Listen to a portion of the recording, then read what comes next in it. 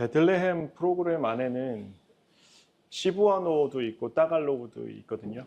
네. 그거 다운받으면 돼요. 네. 계속 이쪽에서 업데이트를 해주는데 여기서 이 집에서 만든 겁니다. 그 파일을. 그래서 목사님께 보내드려서 그게 이제 따갈로그도 나오게 됐고 시부아노도 나오게 된 거죠. 네. 이 집이 그래도 많이 애를 썼던 집인 것 같아요. 네. 하나님의 말씀을 우리가 이해할 수 있을까요? 우리 너무도 쉽게 자주 제가 들었던 얘기가 우리는 하나님의 말씀을 다 이해하지 못한다라는 말씀 굉장히 많이 들었거든요. 그래서 어쩔 때 보면은 정말 몇 년을 공부하고 무릎을 꿇고 그런 말씀들도 있고 오늘 아침에도 한 말씀을 이제 계달의 장막이 어떤 뜻인지를 알려주시더라고요. 오늘 아침에 아가서를 공부했는데 하나님께서는 우리가 하나님의 말씀을 깨닫는 것을 원하시겠죠. 그렇죠? 분명히. 그런데 우리가 하나님의 모든 말씀을 깨달을 수 있을까요? 근데 하나님의 의도는 무엇일까요? 우리가 하나님의 모든 말씀을 깨닫기를 원하실까요? 그렇겠죠? 그게 되게 어프로치가 되게 중요한 것 같아요. 우리가 하나님의 말씀을 못 깨닫는다라고 믿고 공부를 시작하면 아무것도 못 깨닫는 거고 이 두꺼운 성경의 말씀을 하나님께서는 하나하나 다 깨닫기를 원하시고 구하라 그리하면 너희가 찾으라 문을 두드리라 그러면 너희에게 열릴 것이니 라고 약속하셨죠. 그렇죠? 아멘. 우리가 해야 되는 믿음의 파트는 뭐죠? 우리의 믿음의 파트는 우리가 해야 되는 거는 구하고 찾고 문을 두드리는 거죠. 그 나머지는 누가 해결해 주시는 거죠? 성령 하나님께서 해주시는 거죠. 그게 어떻게 보면 언약 관계에 들어가는 건데 성경을 공부하기 전에 굉장히 중요하게 생각해야 되는 게 있어요. 성경은 오류가 없다라는 그런 마음을 가지고 말씀을 봐야 돼요. 그러다 보면 내 생각과 너무도 이상하게 다른 말씀들이 진짜 많이 튀어나와요. 예를 들어서 이런 거죠. 마태복음과 누가복음에는 너희가 지팡이도 가져가지 말며 전대도 가져가지 말고 이렇게 얘기했거든요. 근데 마가복음에는 지팡이는 가져가래요. 그럼 이게 어떻게 된 건가? 잘못 써 있나? 라고 생각할 수가 있잖아요. 그렇죠? 그거를 하나님께서 잘못 쓰신 걸까요? 아니면 저희가 잘못 이해한 걸까요? 하나님의 말씀이 우리의 상식에 맞을까요? 안 맞을까요? 그러면 찾으면 답이 나올까요? 안 나올까요? 찾으라 그러면 너희가 찾을 것이다 라고 말씀하셨잖아요. 그렇죠? 그래서 저는 말씀을 공부할 때 어떻게 했냐면 정말 찾아봤어요. 그래서 답이 나오더라고요. 그 말도 안 되는 것 같은데 명확한 답이 성경을 통해서 딱 주어지더라고요. 다른 점을 찾게 해주시고 그게 왜 달랐는지 그게 어떤 의미인지를 알려주시는데 얼마나 큰 의미들을 알려주시냐면 깜짝 놀랄 때가 굉장히 많았었어요. 예수님께서는 1.1획도 바뀌는 게 율법의 1.1획도 없어지지 않는다라고 말씀하셨잖아요. 그렇죠? 그 예수님께서 단어를 쓰실 때 아무 단어나 막 갖다 쓰셨을까요? 아니에요. 전혀 그렇지 않아요. 말씀에 보면 이런 말씀들이 나와요. 내가 다리 저는 자들을 모을 것이다 이렇게 말씀하세요. 13만 4천은 어떤 사람들이죠? 흠이 없고 점이 없는 사람들이잖아요. 다리를 저는 사람들을 모으시겠다는 말씀이 3번이나 나와요. 소선지자서에 보면은 도대체 이거는 무슨 말씀인가? 근데 그 말씀을 어떻게 찾게 됐냐면 그 단어를 보면 찰나라는 단어를 써요. 찰나라는 단어를 쓰는데 그 찰나라는 단어는 무비보셋이 다리를 절다 이럴 때는 파세아으라는 거를 써요. 일반적인 장애인들의 다리 저는 거는 항상 파세아이를 쓰세요. 그런데 하나님께서 모으시겠다라고 하는 그 자들은 찰나라는 단어를 써요. 다리를 저는데 그 단어가 몇 번 나오지 않아요. 4번인가 5번밖에 안 나와요. 처음 나오는 게 어디냐면 야곱이 하나님과 싸움을 하고 그리고 하나님께서 치시죠. 그가 다리를 절었더라 할 때 그 절었더라를 찰나를 쓰는 거예요.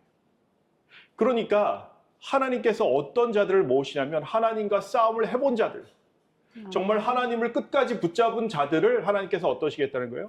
모으시겠다는 거예요. 아멘. 그러니까 그 한마디 한마디의 그 단어나 한 획이나 아무거나 쓰지 않으신다는 것을 알면, 그러면 하나님 말씀 앞에서 어떻게 돼야 될까요? 우리가 먼저 겸손해야 되겠죠. 겸손하게 하나님의 말씀을 보지 않으면 말씀을 전혀 깨달을 수가 없겠더라고요. 저는 되게 겸손할 수밖에 없었던 게, 아는 게 정말 하나도 없었어요. 너무 아는 게 없어서 정말 매일매일 무릎 꿇으면서 말씀을 봤었고, 그리고 항상 마음에 먼저 새기고 말씀을 펴기 전에 봤던 말씀이 바로 이 말씀입니다. 한번 읽어보겠습니다. 시작. 모든 성경은 하나님의 감동으로 된 것으로 교훈과 책망과 바르게 함과 의로 교육하기에 유익하니 이는 하나님의 사람으로 온전케 하며 모든 선한 일을 행하기에 온전케 하려 함이니라. 네. 디모데후서 3장 16, 17. 성경은 뭐라고 스스로 증거하죠? 몇 퍼센트의 성경이 하나님으로 감동으로 된 것이래요? 모든 성경. 모든 성경. 그럼 성경을 보면 이해가 안 되는 것들이 있잖아요. 그렇죠? 그럼 그런 성경들을 보면 우리는 어떻게 될까요? 누가 이해를 못한 거죠? 제가 못한 거예요. 제가. 어쩔 때 보면 이건 정말 말이 안 되는데 이런 성경절들이 있어요. 근데 그런 성경절들이더라도 그 앞에서 무릎을 꿇을 때 답을 주시는 경험들을 너무 많이 해봐서 이제는 그런 성경절들이 나오면 약간 짜증이 날 때도 있지만 어떻게 보면 이거는 하나님께서 답을 주시려고 보여주시는 거구나라고 생각하고 보는 거예요. 그 모든 성경이라는 저 말씀 앞에서 우리는 어떻게 될까요? 겸손해야 돼요. 겸손. 네. 교훈이라고 한국 성경에는 번역되어 있는데 영어로 보면 닥트린이에요. 이 교회의 교리가 맞는지, 우리 교회의 교리가 맞는지는 무엇으로 판단하면 된다고요? 성경으로요. 성경으로.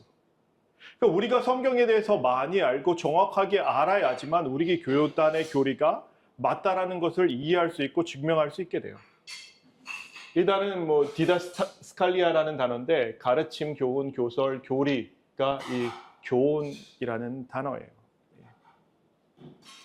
다시기해서 우리가 바르게 하고 사람을 책망하기도 하고 의로 교육하기에 유익한 것이 성경이기 때문에 성경과 그리스도인들은 떼놓을 수 있을까요? 없을까요? 없죠. 죽어도 해야 되는 일이 있어요.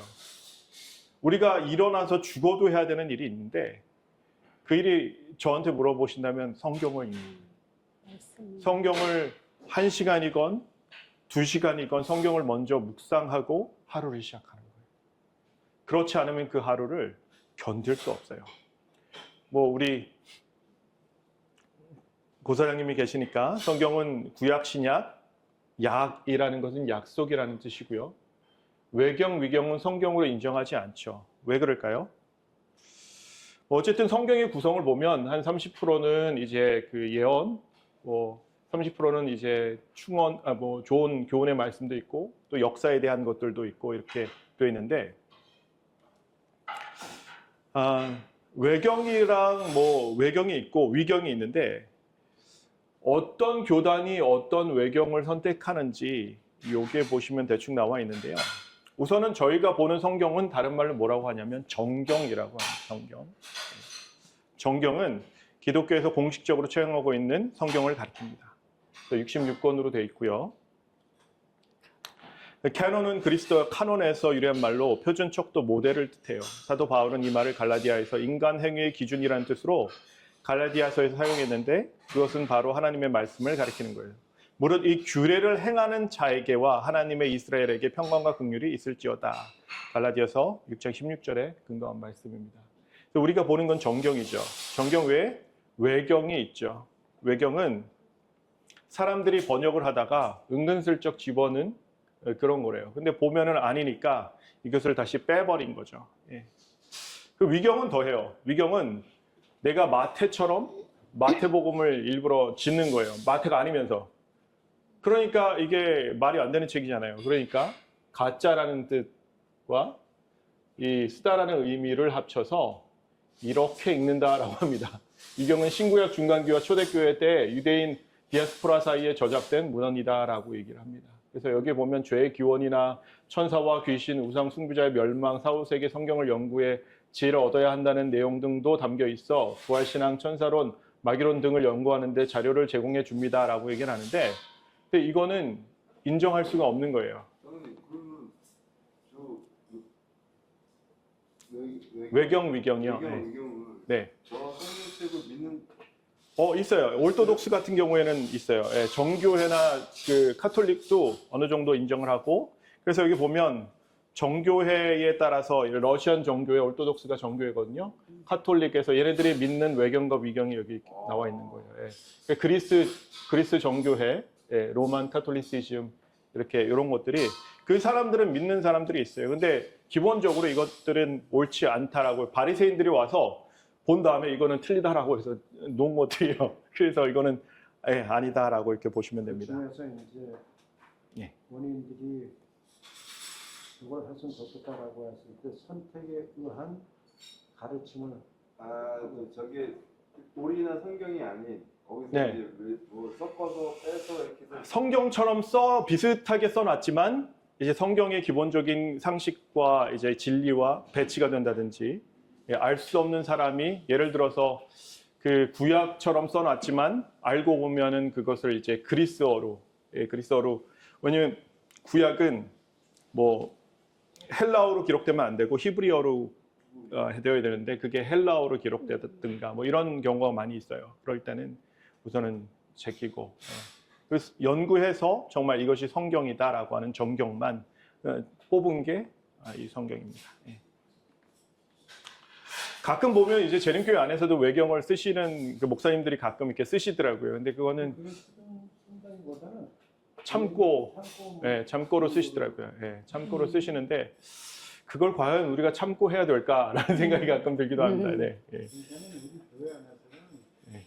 그것에 대해서 소개하는 건 괜찮지만 맞아요. 그 자체를 코테이션. 어떤 면에서 어떤 부분은 성경에서의 내용하고 거의 일치가 되는 맞아요. 경우가 많이 있습니다. 예, 예. 그렇기 때문에 음, 성경 중에서도 어느 부분을 받아들여야 되지 않느냐 그러는데, 예를 들어서 우리가 같은 책이 있으면 이 책을 중심으로 해서 비슷하게 써나갔으면 비슷하게 어울리는 또 같은 내용도 있을 수가 있잖아요. 그럼 이것도 받아들이지 않으면 그건 받아들일 수는 없죠. 그런 의미라고 이해하겠습니다. 저는 외경 좀 처음 들어. 외경이요, 위경이요. 예. 뭐 지난번에 배우신 내용이라서 조금 더 배우시는 게 나을 것 같아서 제가 오늘 좀 선택해봤습니다. 그래서 성경은 그 모든 말씀은 하나님의 감동으로 되었다라고 그러잖아요. 그래서 성경을 볼 때 나의 자세는 어때야 되냐면 이 말씀을 100% 내가 믿겠다라는 생각으로 말씀을 접해야 되는 거예요. 만약에 1%의 오류가 있다라면 성경에, 그럼 형수님 그 1%는 누가 선택해야 될까요? 제가 연구해서 제가 선택하면 될까요? 그렇지 않죠. 그죠? 어느 유명하신 목사님이 선택해서 이거는 오류다라고 얘기하면 그게 될까요? 그렇지 않다고 봐요.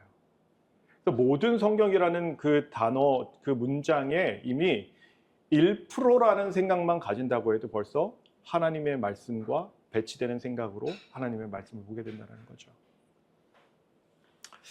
예수님 우리가 공부하시면 이 무호성이라고 하는 것하고 이런 미스테이크라고 하는 그 의미를 같이 이야기를 하면 좋아요. 성경에 실수된 부분이 있을까요? 없을까요? 지금 우리 하나님이 성경에 잘못된 오류는 없다라고 이야기를 했잖아요. 그죠? 그럼 잘못된 오류라고 하는 것은 아예 잘못된 거예요. 내용 자체가 사상이라든가 오류. 그래서 성경의 무호성을 우리가 이야기할 때 성경에 오류가 있느냐 없느냐라고 할 때는 오류가 없다. 맞아요. 성경이 기록이 되어 있는데 성경에 기록된 내용들 가운데 미스테이크가 된 문장이라든지 또 단어라든지 그런 게 있을까 없을까라고 할 때는 있죠. 있어요. 네, 있다고. 번역상 오류가 된 게 많이 있어요. 그러면서 이제 예를 들어서 시약에서 구약의 선지자의 글을 인용할 때 예를 들어서 한 장로가 이야기한 거를 김 장로님이 또 얘기했다라고. 얘기했다라고 표현된 경우도 있다고. 그러니까 그게 이제 오류냐 아니냐 그 영역을 놓고 이제 논쟁도 지금까지도 되는 부분이에요 사실은. 근데 그건 내용의 어떤 오류가 아니라 기자의 미스테이크죠. 실수. 저는 예, 뭐 어쨌든 목사님 그렇게 말씀해 주셔서, 그러니까 저희가 생각했을 때 말씀을 보면서 이제 이거는 정말 오류다라고 하는 숫자들이 있어요. 왜냐하면 숫자들 중에서 서로 이제 안 맞는 게 있어요. 구약에서도 이렇게 보면 열왕기상에 나오는 숫자가 역대상에 나오는 숫자가 다를 때가 있어요. 서로 이렇게 비교해 보면. 근데 저는 어떻게 생각하냐면 이런 것들은 이런 숫자가 예를 들어서 우리의 생각으로는 1과 2가 무조건 다르잖아요. 그렇죠? 근데 그거는 아직 내가 알지 못하는 영역으로 접어놓는 거예요. 저 같은 경우에는 성경을 공부할 때. 하지만 기도는 해야 되겠죠. 하나님 이거 어떻게 내가 이해해야 되겠습니까? 왜냐하면 전혀 이해하지 못할 말씀들을 이해하게 해주시거든요. 하나님께서. 하나님의 지혜가 굉장히 크시다라는 것들을 많이 느끼면서 우리가 하나님에 대해 예수님에 대해서 얘기할 때 말씀이라고 얘기를 하잖아요. 한번 성경 읽어볼까요? 한번 읽어볼게요. 시작. 태초에 말씀이 계시니라. 이 말씀이 하나님과 함께 계셨으니 이 말씀은 곧 하나님이시니라. 네. 그 말씀을 이렇게 이 말씀이다라고 보면은 좀 힘들어요. 하지만 성경에 있는 모든 말씀이 하나님 안에 있다라고 생각할 수는 있어요. 어떻게 보냐면 하나님은 무한하시지만 만약에 이 사각형이 하나님이다라고 얘기한다면 성경은 이 하나님의 속성이기 때문에 여기 어딘가에 속해 있다라는 거예요. 이걸로 하나님을 다 볼 수는 없지만 이거를 통해서 우리가 하나님을 조명해 볼 수는 있다라는 거예요.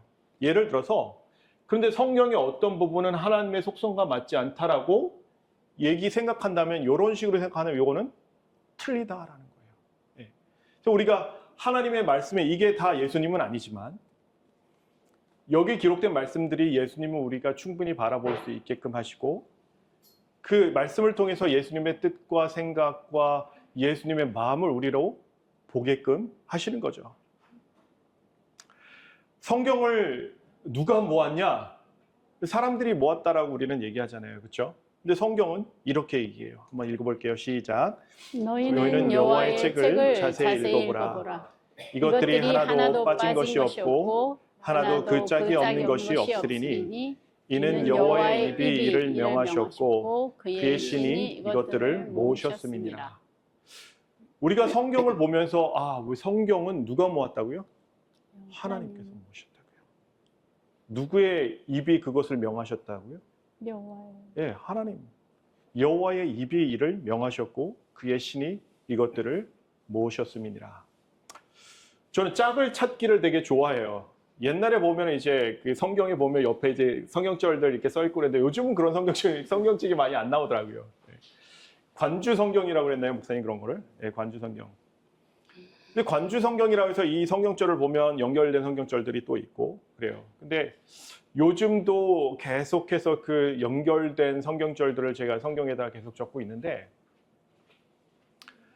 이거는 사람이 모을 수 없는 거다라는 생각이 들어요. 아까 잠깐 찰나라는 단어를 하면서 절름발에 대해서 말씀드렸지만 창세기가 기록된 것과 소선지자가 기록된 그 시기는 너무나 긴 시기예요.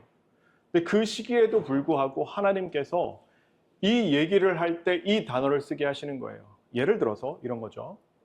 마태마가 누가가 그 말세에 대해서 얘기를 하면서 마태복음 24장, 마가복음 13장, 누가복음 21장에 대해서 얘기할 때 제자들이 얘기할 때 세상 끝에는 어떤 일이 있겠사오며 라고 얘기할 때는 세 기자 모두 쉰텔레이아라는 단어를 써요.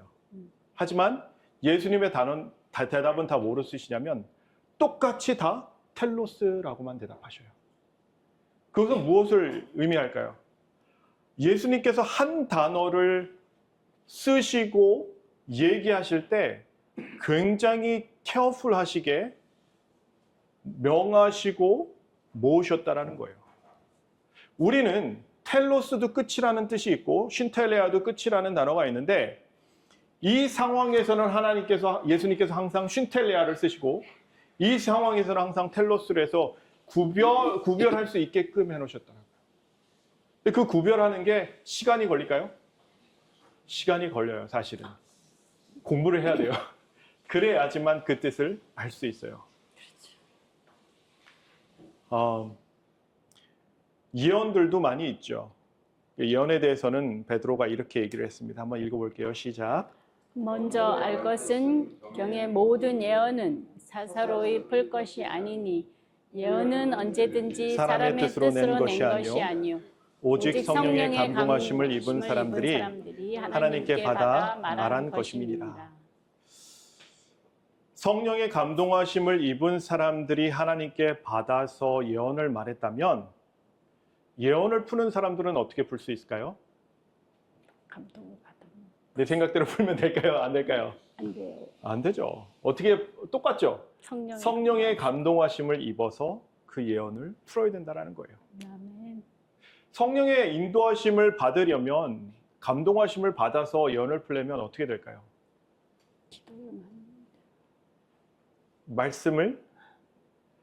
말씀으로 풀면서 간절한 마음으로 성령을 구하는 마음으로 매일매일 성경을 풀어야겠죠. 말씀에 보면 이런 말씀이 있더라고요. 시편에 한번 읽어볼게요. 시작. 여호와의 말씀은 순전요 흙 보관이에 7번 단련한 은 같도다. 저는 이 말씀을 아직도 잘 이해하지 못했어요. 아니 왜 다이아몬드도 아니고 금도 아니고 은이라고 하셨을까? 물론 기본적으로 우리가 이렇게 생각해 볼 수는 있어요. 은이라는 성격을 우리가 생각해 보면 불순물을 그만치 많이 거르셨다라는 거죠. 왜냐하면 보통은 2-3번 리파이닝을 하면 불순물이 은에 섞였다가 다 빠져나가거든요. 그 불순물을 없애셨다라는 말씀인데 왜 은이냐라고 생각하면 말씀으로는 제가 아무리 찾아봐도 답을 낼 수가 없겠더라고요. 하지만 은은 어떤 성격이 있죠? 은은 독을, 맞아요. 은은 옛날에 보면 이제 왕들의 식기류가 다 뭐였죠? 다 은이었죠. 쟁반. 그래서 독이 들어가면 어떻게 돼요? 검게 변하죠. 그래서 아마 이 뜻이 아니셨을까 하지만 이것은 누구의 생각이죠? 우리 생각이에요. 사실 말씀을 이렇게 풀면 안 되더라고요.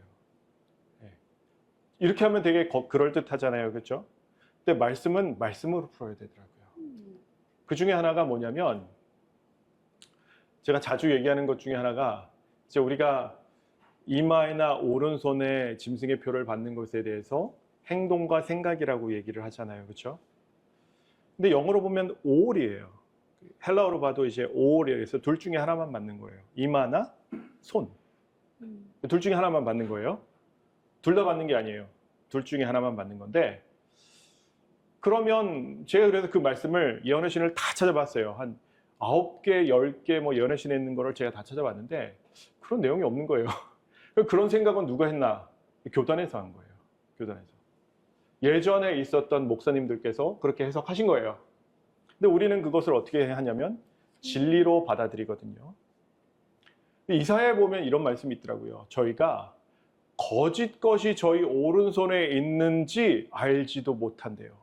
저희가 죄를 쥐고 있으면서 그들의 오른손에 거짓 것이 있는지도 알지 못한대요. 그럼 오른손, 왼손도 아니잖아요. 그렇죠? 그럼 오른손이 왜 오른손이냐라고 얘기했을 때 오른손에 받는 사람들은 오른손은 무엇을 뜻하죠? 구원을 의미하잖아요. 성경에 보면 다 오른손으로 건지셨다라는 말씀이 많이 나오는데 그럼 오른손에 그 짐승의 표를 받은 사람들은 누구예요? 자기가 짐승의 표를 받는지도 모르고 속아서 받는 사람들이에요. 이마는 뭘까요? 이마는 성경으로 봤을 때 다니엘이 골리앗에 어디를 맞추죠? 이마를 맞추죠. 다니엘이? 다윗이요. 형이 더 웃겨요. 형이 더 웃겨요. 다윗이 골리앗의 이마를 맞추죠. 그 전에 그 골리앗이 어땠죠? 교만했죠. 우시야 왕이 교만한 마음을 품고 하나님의 성전에 들어가 향을 분향하라고 할 때 문둥병이 어디서 시작됐죠? 네, 이마에서부터 시작됐어요. 그 이마를 찾아보면요, 성경에서 이제 이마를 다 찾아보면 이마가 뜻하는 바를 알려주시더라고요. 그 우리는 어떻게 알 수 있냐면 오른손에 짐승의 표를 받는 사람들의 그런 그룹은 어떤 사람들이에요? 하나님의 말씀을 제대로 알지 못해서 속아서 받는 사람들이고, 이마에 받는 사람들은 하나님의 말씀을 알지만 교만해서 그렇게 나가는 사람들을 그 두 그룹으로 이렇게 분류해 놓으신 것을 볼 수 있더라고요. 히브리서 4장 12절은 이 말씀이 있습니다. 한번 읽어볼게요. 시작.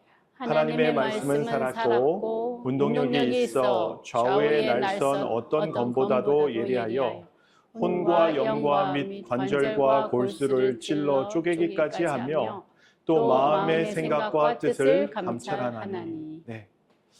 저는 이것을 굉장히 많이 경험했어요. 그래서 전도회를 하다가 형도 봤을 거예요. 김광현 장로님도 봤을 텐데 하루는 게이가 왔어요. 한 40살 됐으니까 거의 평생을 게이로 살았던 친구예요. 머리도 길고.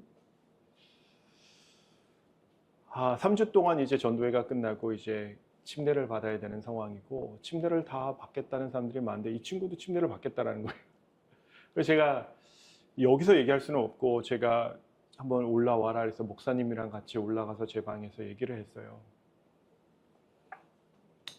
말씀해 보면 남자들은 짧은 머리를 하는 게 맞고 여자들은 기르는 게 맞는데 하나님께서 이런 것들을 좋아하시지 않는다라는 말씀이 많이 있다라고 그때 처음 소개를 한 거예요. 저는 한 번도 이 친구가 상처를 받을까 봐 죄라고 얘기해 본 적이 없어요. 이 친구가 막 울면서 자기도 안 돼요. 내가 죄를 짓고 있었대요. 막 우는 거예요. 그러면서 내가 이제는 하나님의 말씀대로 살겠다라는 거예요. 아니, 평생을 게이로 살고 그 생활이 맞다라고 생각했던 애가, 그리고 그렇게 주장했던 애가 머리를 자르겠다라는 거예요. 침례를 받겠다라는 거예요. 하나님의 말씀이 살아있나요? 네. 우리는 아무리 제가 좋은 덕담을 나눠도 그 친구가 절대 변하지 않을 걸 알아요. 하지만 하나님의 말씀 안에는 무엇이냐면 운동력이 있고 살아있어요. 그 좌우의 날선은 어떤 검보다도 예리하여서 우리의 혼과 영과 및 관절과 골수를 찔러서 쪼개기까지 한대요. 그러니까 한 사람의 생각을 완전히 변화시키시더라고요. 그 금요일 날이었는데 이 친구가 금요일 날 나가더니 머리를 자르고 들어온 거예요. 그리고 안식일 날 침례를 받는데요. 팍 울면서 손을 벌벌 떠는 거예요. 제가 그걸 보면서 얼마나 마음이 되게 감동이 있었겠어요. 그렇죠? 하나님의 말씀이 이렇게 살아있구나. 사실 하나님의 말씀을 저는 목회자의 자녀로 자랐잖아요. 얼마나 많이 들었겠어요. 근데 저는 변화가 전혀 없는 사람으로 45년을 살았었거든요. 그러면서 속으로 생각하기에는 내가 하나님의 말씀을 다 알아라고 생각했어요. 그래서 죄를 짓기 시작하고 제가 너무 큰 죄인이 되니까 그때서야 예수님께서 내가 죄인을 부르러 이 땅에 왔다라는 말씀이 제 마음에 꽂히더라고요. 그러고 나서 그때부터는 어떻게 살려고 했었냐면 하나님의 말씀대로 기록된 대로 살려고 애를 썼어요. 말씀을 보고 하루 3번 기도를 하고 그 말씀대로 정말 그랬더니 많이 바뀌는 것 같아요. 예. 근데 저한테 되게 어느 순간 이런 마음이 들더라고요. 저는 너무 뜨겁고 하나님의 말씀을 너무 매일매일 전하고 싶은 마음이 너무도 간절한데 이렇게 좋은 말씀을 우리는 평생 들었는데 왜 나는 변화되지 못했을까라는 의문점이 들더라고요. 나는 45년 동안 하나님의 말씀을 들었는데 분명히 왜 나는 그러면 45년 동안은 변화되지 못한 삶을 살았을까라는 그런 생각이 너무 깊게 드는 거예요. 기도하고 말씀 보고 기도하고 말씀 보면서 그 말씀을 이해하게 해주시더라고요. 아멘. 예. 이 말씀에 그 뜻이 있어요. 한번 읽어볼게요. 시작. 이러므로 우리가 하나님께 쉬지 쉬지 않고 않고 감사함은 너희가 우리에게 들은 들은 바 하나님의 말씀을 받을 때에 사람의 말로 아니하고 하나님의 말씀으로 받음이니 진실로 그러하다. 이 말씀이 또한 너희 믿는 자 속에서 역사하느니라. 네. 제가 처음에는 너무 말씀을 모르니까요. 유튜브를 틀어놓고 목사님들의 설교를 다 듣는 거예요. 죄송한데 제가 목사님 설교를 못 들어갔어요. 제가 정말 죄송한데 그래서 이제 말씀을 이렇게 다 펴놓고 이렇게 보기 시작하면 처음에는 어떻게 하죠? 반바지 입고 예, 편안하게 이렇게 보는 거죠. 근데 시간이 가고 하면서 이게 이 목사님께서 하시는 말씀이 아니라 누가 하는 거라고요? 하나님의 말씀을 받을 때 사람의 말로 아니야. 하나님의 말씀으로 받으니. 하나님의 말씀을 받는데 제가 반바지 입고 있을 수 있을까요? 없는 거예요. 그 어느 날 보니까 제가 긴 바지를 입고 있더라고요. 그러고 나서 셔츠를 주섬주섬 꺼내서 그 평소에 입지도 않던 셔츠를 입고 있더라고요. 그러면서 하나님의 말씀으로 받기 시작한 거예요. 그러다가 말씀이 더 간절해지면 어떻게 하냐면 무릎을 꿇고 말씀을 보기 시작했어요.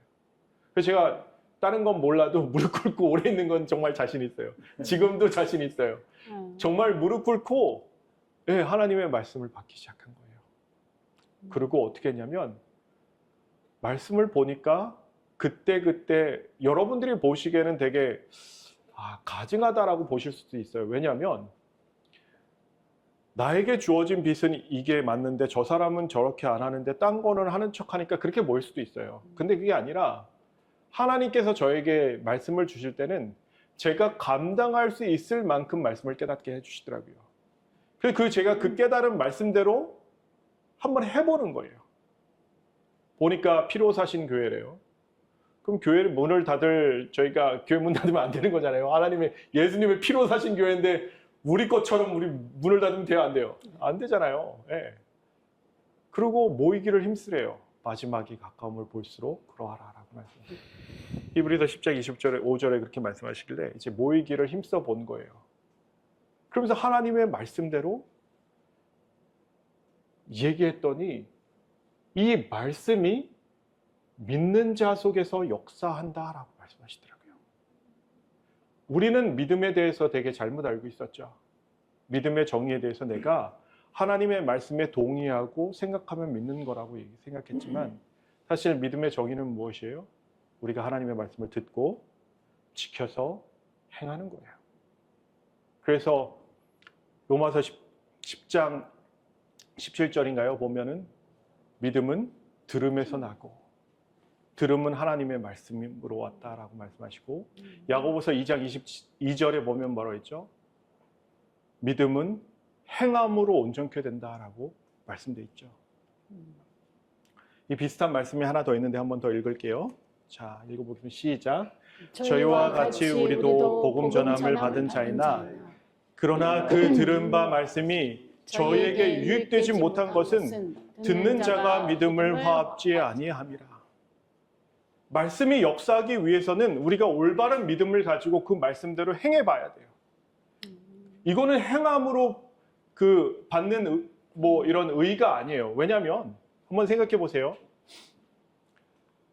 혈류병을 앓는 여인이 마가복음 5장에 이렇게 보면 이 여인이 예수에 대한 소문을 들었대요. 무엇이 시작된 거죠? 믿음이 시작된 거죠. 그리고 예수님께서 그 말씀을 가지고 있다가 예수께서 가까이 오셨을 때 어떻게 했어요? 만졌죠. 행함이 있었나요? 네. 그럼 이 행함 때문에 이 여자가 구원받았나요? 그렇지는 않죠. 예수님이 바로 얘기하시죠. 예수께서 가라사대 능력이 내게서 나갔다라고 말씀하시거든요. 능력은 무엇이죠? 예수님의 능력이죠. 그러니까 우리의 믿음은 우리를 구원하지 못해요. 하지만 은혜를 받는 뭐예요? 열쇠는 될 수 있어요. 그 열쇠를 가지기 위해서는 하나님의 말씀을 듣고 지켜 행해봐야 돼요. 그렇지 않고는 아무것도 우리 생활의 변화가 없다라는 거예요. 아멘. 그래서 하나님의 말씀을 백날 듣고 첫날 들어도 아, 나 저거 알아. 안 해보면 아무런 소용이 없는 거예요. 저희가 30명 모이고 코로나 환자가 있었지만 그 코로나 환자가 3명이나 있었지만 2시간 동안 말씀을 보고 같이 밥 먹고 했어도 어떻게 했죠? 아무도 안 몰랐어요. 가서 저희가 다 했지만 검사를 했는데 아무도 안 오는 거예요. 왜 그랬을까요? 2-3 사람 모인 곳에 내가 그들 중에 있겠다라는 예수님의 말씀을 믿고 해본 거예요. 그 믿고 듣고 지켜 행해봤더니 그때서 무엇이 주어져요? 은혜가 주어지고 기적이 주어지더라고요. 그러니까 우리에게 중요한 건 무엇이냐면 바른 믿음을 가질 수 있는 하나님의 말씀에 바른 믿음을 가질 수 있는 믿음의 베팅이 항상 필요하다라는 거예요. 말씀을 보면 또 이제 해석을 할 때 되게 중요하게 해야 되는데 이 말씀을 저희 교단에서 이제 2가지로 가르치긴 하는데 그 말씀에 있는 대로 제가 한번 그 소개를 해드릴게요. 한번 읽어보도록 하겠습니다. 시작. 그들이 이르기를 그가 네게 지식을 가르치며 네게 도를 전하여 깨닫게 하려는가 젖떨어져 품을 떠난 자들에게 하려는가 대저 경계에 경계를 더하며 경계에 경계를 더하며 교훈에 교훈을 더하며 교훈에 교훈을 더하되 여기서도 조금 저기서도 조금 하는구나 하는도다. 여호와께서 그들에게 말씀하시되 경계에 경계를 더하며 경계에 경계를 더하며 교훈에 교훈을 더하며 교훈에 교훈을 더하고 여기서도 조금 저기서도 조금 하사 그들로 가다가 뒤로 넘어져 부러지며 걸리며 잡히게 하시리라. 하나님의 말씀은 경계의 말씀이 있고 또 교훈의 말씀도 있어요. 근데 문제는 무엇이냐면 우리가 이런 얘기를 하죠. 하나님의 말씀에서 이만치 뛰어오고 이게 진리다라고 얘기를 해요. 근데 말씀을 보면 그렇게 하면 안 될 때가 되게 많아요. 한 성경절로 그 의미를 알 수 없을 때가 굉장히 많은 거예요. 예를 들어서 이런 거죠. 한번 읽어볼까요? 시작. 이후에 예수께서 제자들과 유대 땅으로 가서 거기에 함께 유하시며 침례를 주시더라. 이 말씀 보면 예수님이 침례 주셨나요? 안 주셨나요? 주셨죠. 그죠? 주셨더라고 그러잖아요. 예. 유하시며 침례를 주시더라. 심지어 동사도 뭐라고 해요? 주시더라 해가지고 예수님이 주신 것처럼 이렇게 얘기하잖아요. 그렇죠? 그러면 이거를 우리는 주셨다라고 가르치면 될까 안 될까요? 여기서도 조금 저기서 좀 이렇게 하면 안 된다는 거예요. 왜냐하면 그 다음 장에 뭐라고 써있냐면 분명히 이렇게 써있어요. 한번 읽어볼게요. 시작. 예수께서 친히 침례를 주신 것이 아니요 제자들이 준 것이라. 얼마나 명확해요. 그렇죠? 그러니까 우리가 이것만 떼다가 여기서 조금 떼다가 이게 정말 진리인 것 마냥 개신교에서 그런 일들을 굉장히 많이 하거든요. 심지어 이렇게 보면 아 이건 아닌데라고 일부러 그런 건 아니겠지만 그런 말씀들처럼 얘기할 때가 많이 있더라고요.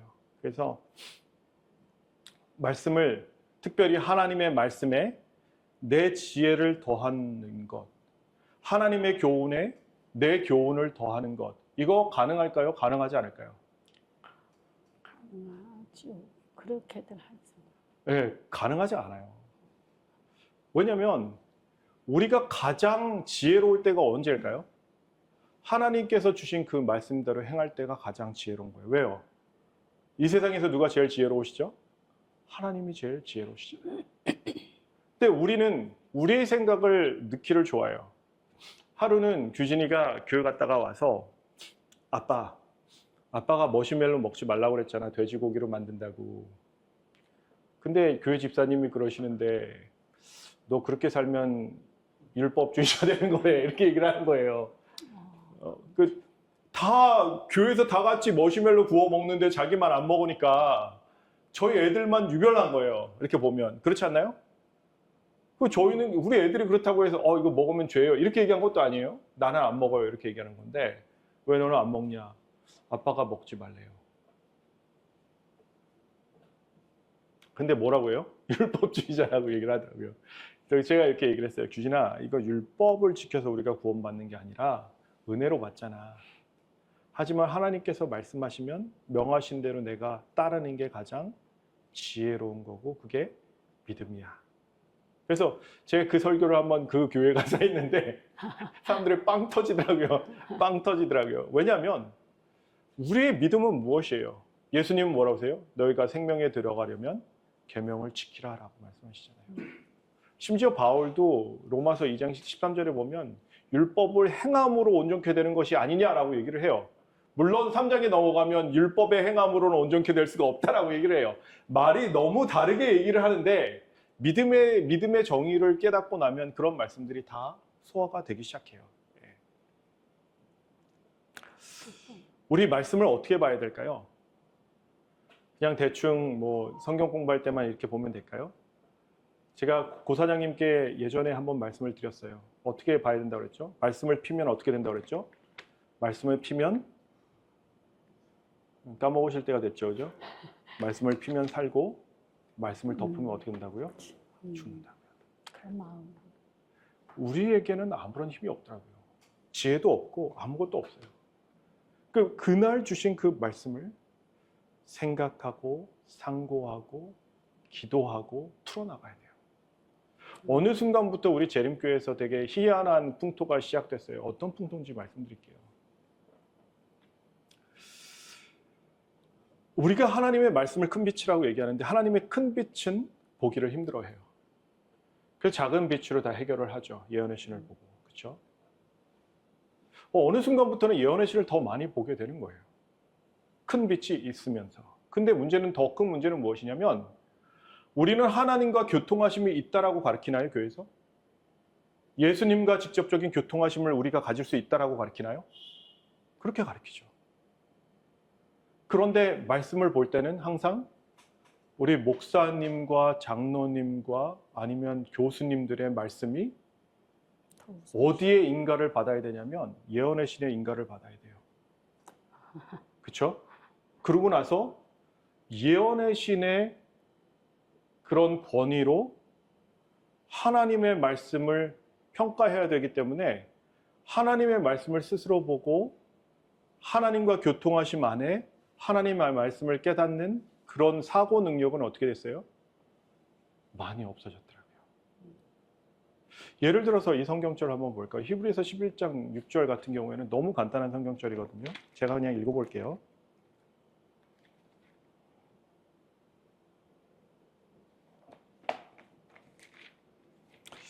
히브리서 11장 6절에는 이런 말씀이 있습니다.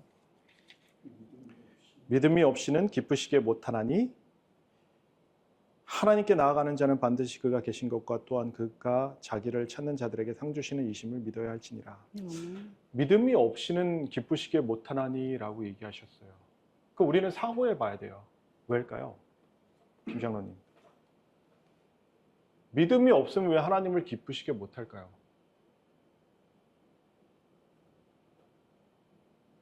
되게 간단한 질문이거든요, 사실은. 목사님은 분명히 아시게 제가 질문할 필요가 없는 것 같고, 형수님 왜 그런 것 같아요? 왜 믿음이 없으면 하나님을 기뻐하시게 못한대요? 사실 저도 무릎 꿇고 알았어요. 무릎 꿇기 전에 안 가르쳐 주시더라고요. 예. 왜 그럴까요?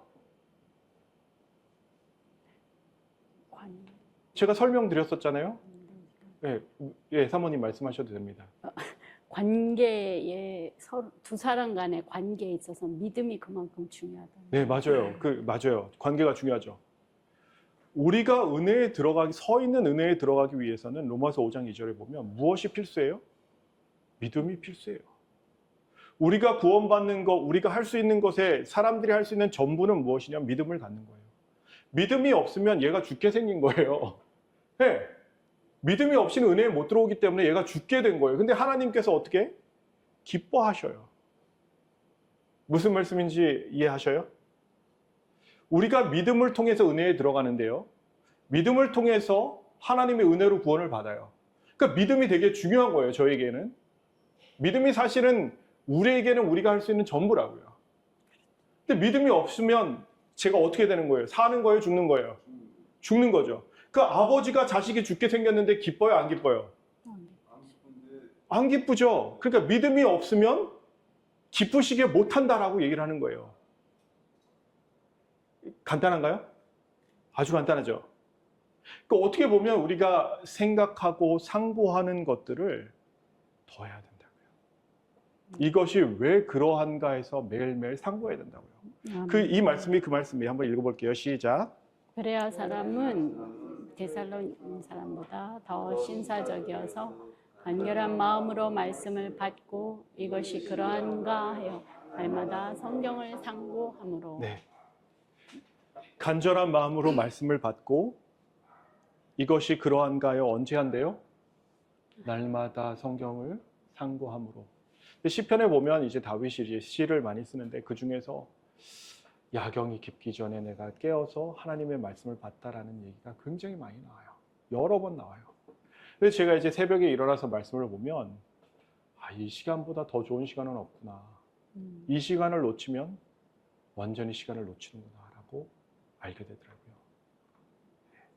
그래서 가능하시면 다들 연세가 있으시니까 목사님은 되게 일찍 일어나시더라고요. 제가 이렇게 보니까 가끔 2시에도 이제 말씀을 보내실 때가 있고 그래서 목사님 굉장히 빨리 일어나시는구나. 말씀을 되게 깊게 보시는구나 라는 생각을 제가 여러 번 했었습니다. 네.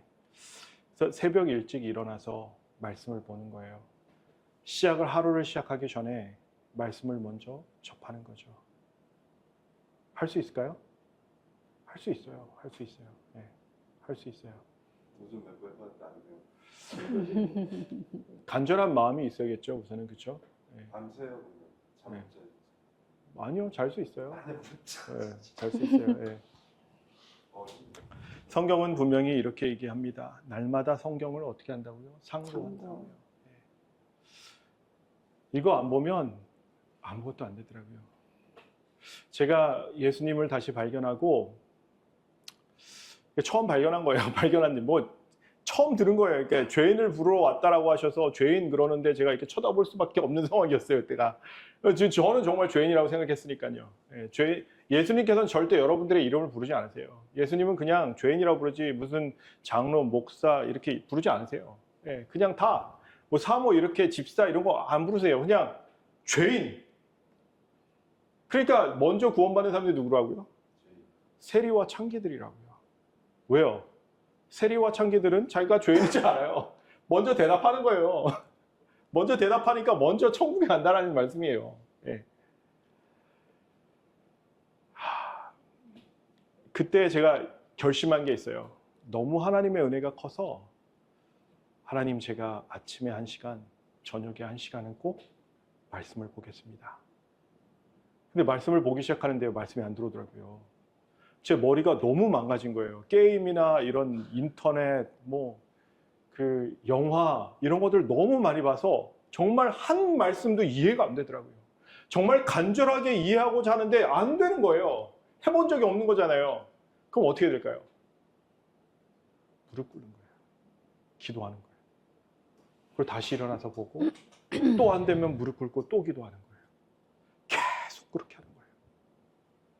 그랬더니 이제 말씀을 하나하나 열어주시고 집중할 수 있게 도와주시더라고요. 전화 좀 멀었어요. 무릎을 더 꿇으세요. 3초 빠지니까 자꾸 하다 보면. 그럴 때마다 무릎을 꿇으시면 돼요. 저도 그랬어요. 예, 저도 더 하면 더 했지 덜 하진 않았어요. 저 진짜 완전 깡통 중에 완전 진짜 깡통이었어요. 진짜. 아니 저는 장로님이 하라는 대로 하잖아. 하는데 자꾸 빠져. 그래도 더 하시면 돼요. 예, 더 하세요. 제가 더 하라고 말씀하시잖아요. 그렇죠? 자꾸 빠지다 보면 나중에 빠질 데가 없을 거예요. 예, 그래서 하나님께서 힘이 있으신가요? 아멘. 하나님께서 능력이 있으신가요? 아멘. 하나님께서 회복시켜 주세요. 아멘. 그것을 정말 믿으면 그대로 해보는 거예요. 예. 하다 보면 알게 되더라고요. 예. 근데 하나님께서 하시는 방법이 되게 희한해요. 하나님께서 막 이렇게 저를 키워주시잖아요. 저는 느낄까요? 못 느낄까요? 하나도 못 느껴요. 왜 나는 맨날 똑같을까? 이러고 있어요. 왜요? 예수님은 뭐라고 하셨죠? 오른손이 하는 일을 왼손이 모르게 하라라고 말씀하셨어요. 예수님도 똑같이 그렇게 하신다는 거예요. 우리가 알지 못하는 그 사이에 우리를 성장시켜 주시고 키워 주시고 우리의 믿음을 강하게 해주신다고요. 아멘. 우리가 모르는 사이에. 어쩔 때 보면 제 자신이 너무 아무것도 변한 거 없이 너무 힘든 거예요. 그럼 매일매일 울어요. 그러면서 이제 기도를 하면서 하나님 어떻게 된 거예요? 말씀과 기도로 거룩해진다는데 저 지금 벌써 5년째 그러고 있는데 왜 저의 마음은 바뀌지 않는 거예요? 이렇게 기도할 때가 있어요. 또 어느 순간 이렇게 보여주시면 또 예전보다는 훨씬 나아졌구나라는 생각이 들어요. 그러니까 그런 것들을 이제 우리가 경험해야 된다고요. 그러니까 하나님과의 나의 관계는 평신도, 집사, 장로, 목사님에서 이분들을 통해서 예수님을 만나는 게 아니라 예수님께서 만드신 것은 1차원적으로 이렇게 쭉 밑에 깔아놓으시고 하나님과 다 직접 연결될 수 있는 줄들을 가지시길 원하시는 거예요. 마태복음 4장 4절 한번 읽어볼게요. 시작. 예수께서 대답하여 가라사대 기록되었을 때 사람이 떡으로만 살 것이 아니요 하나님의 입으로 나오는 모든 말씀으로 살 것이라 하였느니라 하시니. 예. 밥 먹기 전에 이거 오늘 제가 이 사진을 이렇게 하면서 되게 부럽더라고요. 난 저런 밥상 받아본 지가 참 오래된 것 같은데, 예. 제가 점심에 이제 제가 직접 끓여서 라면을 이렇게 먹고 있는데 제 처한테 전화가 온 거예요. 제 처가 남편이 불쌍하대요. 근데 제가 생각해도 좀 불쌍하더라고요. 예, 이제 전기 코펠 그거 가지고 이제 라면을 끓여서 먹는데 저는 그게 좋아서 먹겠어요. 근데 제 처는 제 속도 모르고 그러는 거예요, 계속. 자기는 나이가 들어서 그런지 라면이 먹기 싫대요. 저도 그렇거든요, 사실은. 먹을 게 없으니까 먹는 건데 그걸 모르고 옆에서 당신은 그래도 라면이 맛있나 보지? 막 그러는데 오늘 이 사진을 딱 고르면서 내가 정말 무슨 영광을 보려고 여기서 이러고 있나라는 생각이 좀 들더라고요. 예, 형수님 잘 아시죠? 예. 형님도 참 불쌍하게 사셨기 때문에 한참 동안 이렇게 꼭 챙겨주세요. 예. 그리고 우리는 이런 밥상을 받기 전에 항상 하나님의 말씀을 먼저 받아야 돼요. 이거 먹으면 어떻게 될까요? 배만 나오는데 조금 있으면 또 안 먹어요? 먹어야 돼요. 이거는 사실 연명만 해주는 음식이지 이거는 영생을 주는 음식이잖아요. 아멘. 그럼 우리는 어떤 걸 더 먹어야 될까요? 둘 다 먹어야죠. 예, 근데 이걸 더 먹어야 되겠죠. 예. 하나님의 말씀을 정말 더 먹어야 돼요. 밥 먹는 시간이 1시간이라고 하면 최소한 하나님의 말씀 보는 시간 얼마요? 1시간은 봐야죠. 1시간은 봐야죠. 예. 하나님께서 말씀을 보라 하라고 하시면서 이렇게 말씀하시더라고요. 한번 읽어보겠습니다. 시작. 너희 먼데 있는 자들아 나의 행한 것을 들으라. 너희 가까이 있는 자들아 나의 권능을 알라. 예. 경건의 모양은 있지만 경건의 능력은 부인하는 자였어요. 제가 그랬다고요. 하나님 얘기는 나한테 직접 주어질 것 같지 않고 하나님께서 주시는 응답은 저에게 절대로 먼저 주어질 것 같지 않다라는 생각이 많이 들었어요. 말씀을 하나하나 깨닫게 해주실 때마다 그게 아니었구나라는 확신을 가지게 됐어요. 무엇이냐면 하나님께서는 우리가 말씀을 다 깨닫길 원하시고 우리가 깨닫기를 원하실 때마다 우리 마음에 어떤 마음을 주시냐면 이건 왜 이러셨을까라는 마음을 주세요. 그 마음을 주셨다는 것은 뭐예요? 내가 너를 알게 해줄게, 한번 두드려봐 라고 말씀하고 계시는 거예요. 저는 그런 것들을 말씀을 보면서 많이 경험을 했었어요. 정말 이해하지 못하는 주제를 가지고 계속해서 무릎을 꿇으면서 끝까지 견뎌보는 거예요. 2년이 돼도 좋아요. 3년이 돼도 좋아요. 그래도 하나님께 나아가면 하나님께서 그 말씀을 알려주셔요. 제가 오늘 아침에 깨달은 그 아가서 1장 5절의 말씀도 정말 그 말씀 깨달으려고 얼마나 노력하고 성경을 샅샅이 뒤졌는지 몰라요. 근데 모르겠더라고요. 정말 모르겠더라고요. 막 하는데 집중도 안 되고 막 그 한 성경절 가지고 몇 시간을 썼는지, 소비라고 하면 좀 그렇고요. 몇 시간을 공부했는지 몰라요. 그런데도 모르겠더라고요. 근데 오늘 아침에서야 그 말씀을 깨닫게 해주시는데 깨닫고 나면 그 말씀이 쉬울까요? 안 쉬울까요? 굉장히 쉬워요. 깨닫고 나면 쉬워요. 깨닫기까지는 너무 힘든 거예요. 그러니까 성경 말씀을 깨닫고 나면 어린 애들한테도 이렇게 소개시켜 줄 수 있을 만큼 쉽더라고요. 근데 그걸 모르니까 그 진리까지 도달하는 시간 힘들 때가 많아요. 하지만 하나님께서 뭐라고 말씀하세요? 알라라고 말씀하세요. 아멘. 성경을 공부한다는 뜻이 무엇일까요? 하나님을 알아간다. 하나님을 아는 걸까요? 네, 맞아요. 형수님, 성경 공부하면은 어떻게 해야 될까요? 저 신학과 나왔는데 성경 공부 어떻게 하는지 안 알려준 것 같아요, 교수님들이. 성경 공부하는 게 뭘까요? 추상적이죠. 뭐 연도 외우고 누가 무슨 얘기 했는지 외우고 이 사람 누구 언제 살았는지 이런 거 외우는 게 성경 공부일까요? 그것도 있지만 그것도 일부분이겠지만 예수님께서는 뭐라고 하셨을까요? 성경 공부 뭐라고 말씀하셨을까요? 이게 그래서 제가 항상 주제를 할 때 하나님의 말씀을 먼저 할 수밖에 없는 게 이거가 돼야지만 그 다음에 나갈 수 있거든요. 자, 한번 지난주에 가르쳐 드렸잖아요. 성경 공부하는 거. 예. 목사님 가르쳐 주셨는데 왜 모르세요? 제가 봤을 때 내 머릿속에 큰일 났습니다. 자, 한번 읽어볼게요. 시작. 아무나 천국 말씀을 듣고 깨닫지 못할 때는 악한 자가 와서 그 마음에 뿌리는 것을 빼앗나니 이는 곧 길가에 뿌리운 자요. 1000번, 10,000번 말씀을 읽는 게 중요한 게 아니라는 거예요. 말씀을 정말 공부하고 말씀을 깊게 보면서 어떻게 된다고요? 깨달아야 된다고요. 깨달아야 된다고요. 깨닫지 못할 때는 그 말씀이 빼앗겨진다고요. 말씀의 씨가 어떻게 된다고요? 빼앗겨진다고요. 말씀을 공부한다는 건 뭐냐면 말씀을 깨닫는 거예요. 그 깨닫기 위해서는 누구와의 관계가 필수적일까요? 하나님, 성령님과의 관계가 정말 필수적인 거예요. 그거 없이는 절대로 하나님의 말씀을 깨달을 수 없어요. 근데 그것을 이렇게 제가 얘기하면 저 사람 그렇게 얘기하는구나 하고 끝내면 안 돼요. 절대로 그러면 안 되고요. 절대 그러면 안 돼요.